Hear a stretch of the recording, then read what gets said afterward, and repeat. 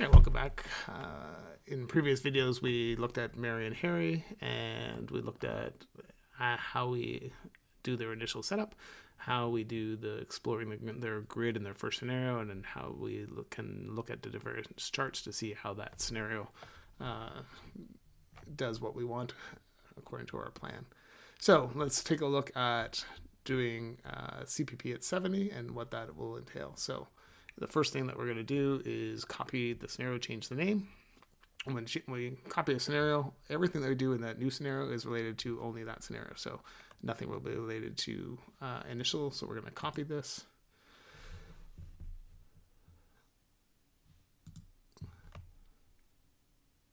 Okay, so let's go into the software and we're going to copy this initial scenario that we did to a new scenario. It's going to be labeled initial copy. We're going to view that and rename that as CPP 70.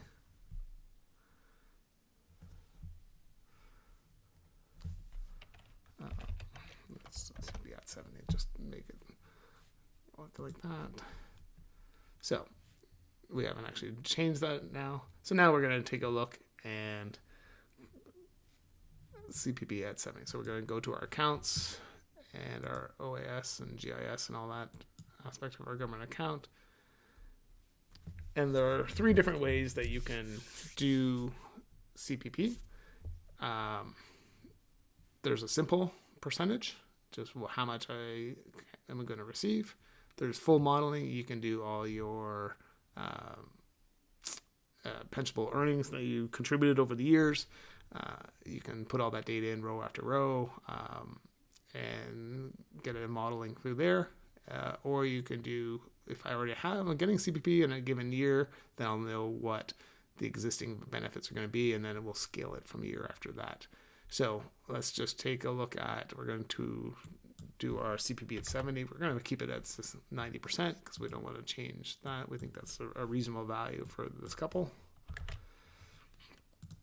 Okay, so we just did our Mary and Harry both at 70. We're going to submit that.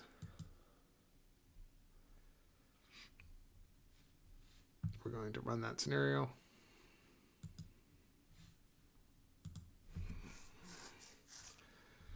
And we can look at all the different data on the grid and the charts again. But what we want to do now is we want to compare these two scenarios. Now we're going to start comparing the scenarios. You have a few different options. You can compare the input to the scenarios. You can look at each of the grids, top and bottom, and you can do the charts side by side to see all the data between each of the charts. So if we go back to our comparison, we select one, select the other, it'll automatically bring up various comparison tools.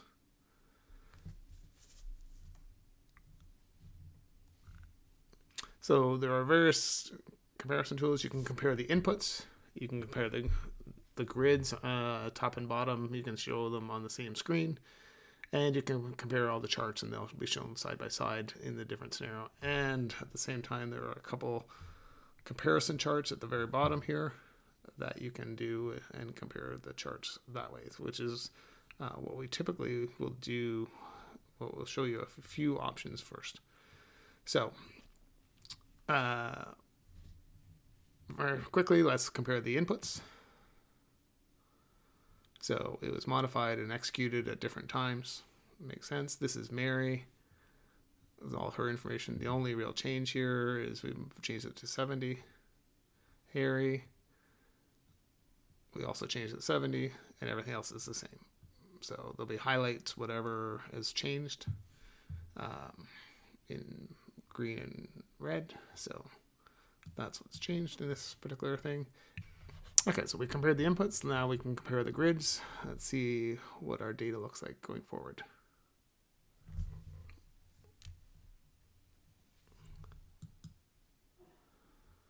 So our top scenario is CPP 70. Our bottom scenario is the initial one. So this is Mary. We can look at Harry and joint. Harry basically looks very similar. Joint just looks like double. So there's no, we'll just keep looking at Mary right now. We can convert them in 2024 just as usual. We can aggregate them So if you aggregate them, if I go to 2024, then we get all of our 2024 data. If we go real, we get our real data. So, all right, so let's take a quick look, and everything just looks like the normal as the rest of the grid. You can start looking at some of the data. Let's just quickly look at our RSP at the tail end. We get all the way to 31,000, or let's see, at 85 or 201,000.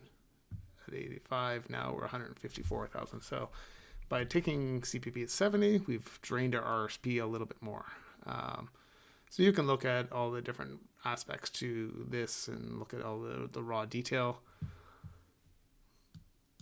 So that's the grid. If we look at for example, our gross income chart, what we can see here is in our CPP at 70, we start taking a lot of RSP just like we did before, between 62 and 64. But we also are now taking between 65 and 69. We're also taking a lot more RSP, which is why our RSP drains a little bit quicker. But we're getting a lot more CPP and OAS, or CPP in this case. So in actual fact, now, even though we're draining our RSP earlier, and we can see that at the very end here, our RSP is $11,000.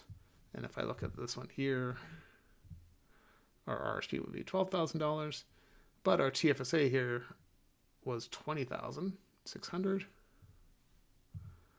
and our TFSA is $8,000. So we're draining our RSP quicker, but we're actually going to be taking less from our TFSA. So our TSA in the CPP at 70 will grow more than it did in our initial one. So that's good. And that's because we're getting a lot more money from CPP. We're still taking the same amount from non-reg for the most part in the early part of this. So it's quite a bit, it looks very similar, but obviously that CPP makes a big difference. If you wanted to do it in 2024 dollars, you can sort of look at that as well. And you can see that our total gross income, 56.5. So none of that really changes, because that really is based on how much expenses we have. But again, if we look at here, at 69, we're taking out $36,000, and at 69, we're taking out $22,000. So there's $14,000 difference in those, which is basically what your CPP would have been. So, or more or less. So there's not too much difference there, other than, we're draining that RSP a little bit earlier, which is going to end up probably winning for us in the end. Let's take a look at that. Let's look at our tax rates over time. And let's just take a look at our overall rate. Okay, so the early years stay roughly the same. Our CPP at 70, we are paying 9%. We take that 1 year of the car, we're still paying 9%, maybe 8%. So that's not that much different. But then here, our rates are 6-7%. Here we start at 9, we get down to 8, same as the other one. But then we get all the way down underneath 4% because we're taking a lot more money out of our TFSA, which is good. Because we're taking over our TSA, but this one will just have more TFSA in it. We didn't have to take as much money out because we're getting more from CPP. So we're getting more from CPP. We're having to pay a little bit more tax on that because CPP is taxable, which is good, because eventually that money is just going to roll back into our TFSA. So, okay. So that's your tax. The other ones to maybe look at would be your estate, which isn't going to look too much different at this point in time. We pay a certain amount of estate tax. Goes out all the way out to age 84, or out to about age 88, 89, 90. Most of our money becomes our property and our TFSA. You can see in the left here on CPP 70, our RSP goes down a little bit quicker, whereas between the ages of 65 and 70, there on the right side on initial, the RSP stays pretty flat. So but in the end, they're not too dissimilar. If we look at the joint, our total is 9.1 million. If I look here, it's 8.9 million. So 8.9 versus 9.1. So we were $200,000 of estate at age 95. So rather than doing all that math, let's get rid of that report right now, and let's look at the comparison reports. The two different types of comparison charts. The one has just lines on it for each of the different accounts, and you overlay those lines for both scenarios on the same chart so that you can click on and click off your RSP for scenario A and your RSP for scenario B and see what those are. There's a difference chart, which does a mathematical subtraction between each of the two accounts, or between each account in each of the scenarios. So if you have your TFSA in scenario 1 and you subtract your TFSA in scenario 2, then if the TFSA is above 0, then it would be better off in scenario 1 and worse off in scenario 2. If the line for TFSA is going upwards, that means we're probably contributing more to our TFSA in those years. If the line is going down, then we're taking more out of our TFSA in that first scenario, scenario 1. So those are, and RSP would be the same in those cases. So take a look at and make sure you understand if it's scenario 1 subtracting scenario 2, or if it's scenario 2 subtracting scenario 1. Take a look in the title just to make sure what you're actually looking at. Comparison reports. It's two different ones. This is both lines, both scenarios on the same line, or on the same chart, sorry. So if I look at estate residual, you can see here that the CPP at 7, our estate's not as good because it's on the bottom. And then between at 87, it starts crossing, and our estate residual is much higher at the top. So, which is our CPP 7. Let's go back to the joint.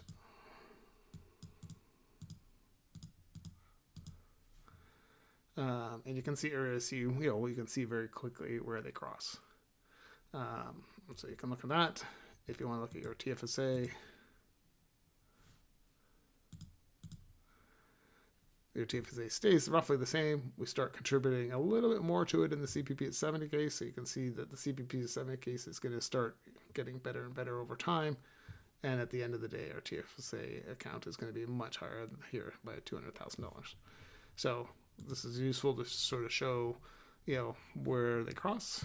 The next chart down below, let's increase the size of that, is going to show this in a different way. Here, this report is very useful. You don't have to do all the math. It becomes much easier. It's a little tricky to understand at first. This is a subtraction between the two scenarios. So we take CPP 70 and we subtract the initial value. So our TFSA value in 7, CPP at 70, and our TFSA value at initial, this would be the difference. So for some reason, it ended up being slightly less at 75, but then our TFSA at the CPP at 70 which is going to be, if it's above the 0 line, because we've done a subtraction, then our CPP at 70 is more than the initial. So it's CPP at 70 wins if we're above the 0 line for asset accounts. Okay, so you can see here, that was what we were looking at, 200. We said 200, it was actually $230,000 difference in our TFSA. Our RSP, on the other hand, is better in the initial one because we're taking more of it in the CPP case, right? We took more in these years between 65, 66, 67, 68, 69, and 70 before we have to do RIF minimums. We took a lot more money in the CPP at 70 case because we weren't taking CPP during those years. Then we're taking less RSP, so it's going back to 0.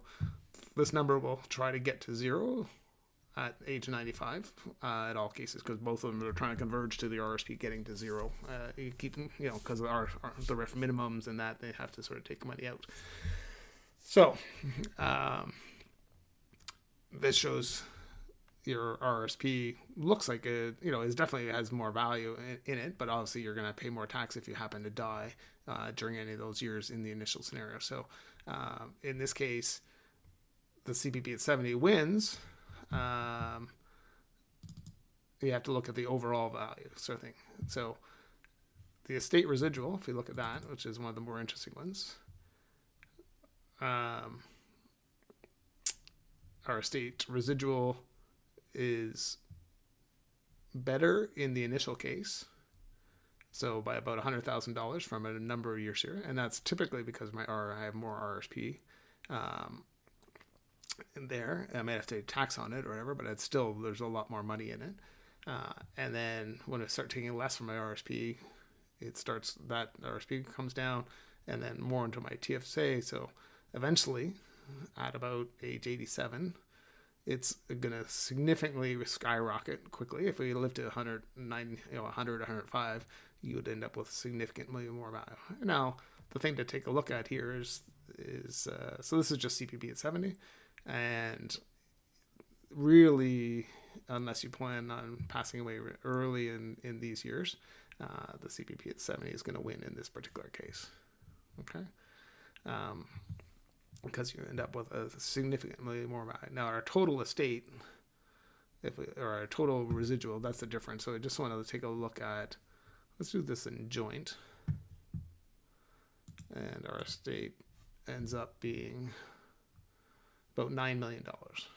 So it's $9 million in joint, and we are going to have about $200,000 extra if we take CPP at 70.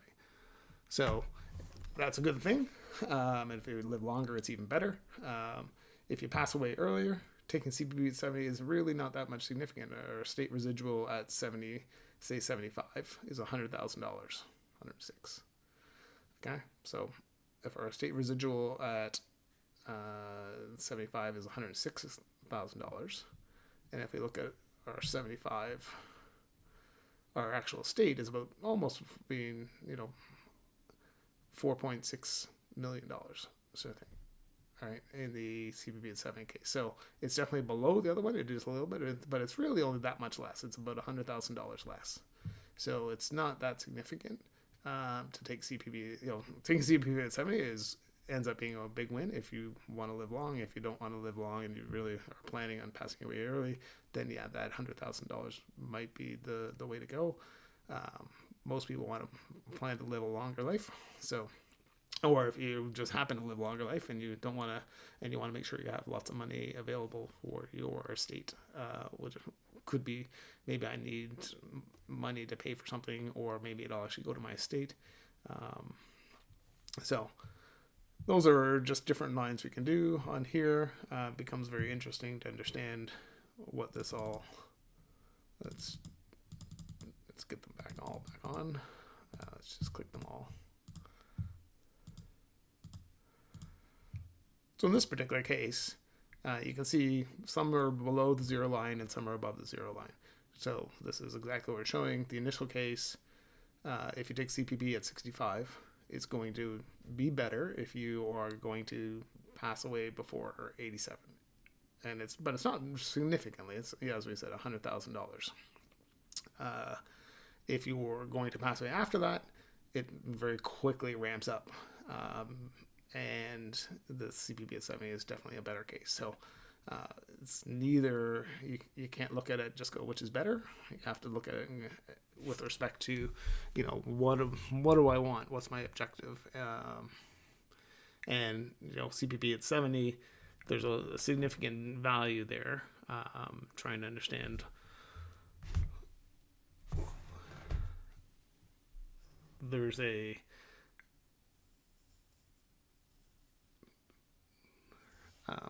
yeah, sorry. So CPP at 70, there's a longevity risk, there's a investment bias risk, there's a market risk, there's a whole sets of risk with taking CPP at 65 or 60, and the CPP at 70 definitely would win out, I would say, in this case. So we're going to keep this as our new scenario. And we're going to, in the next video now, we're going to take a look at melting down our RSP even more aggressively than we are right now. So let's take a look at that. And thanks very much for watching. And we'll see you in the next video. Thank you very much.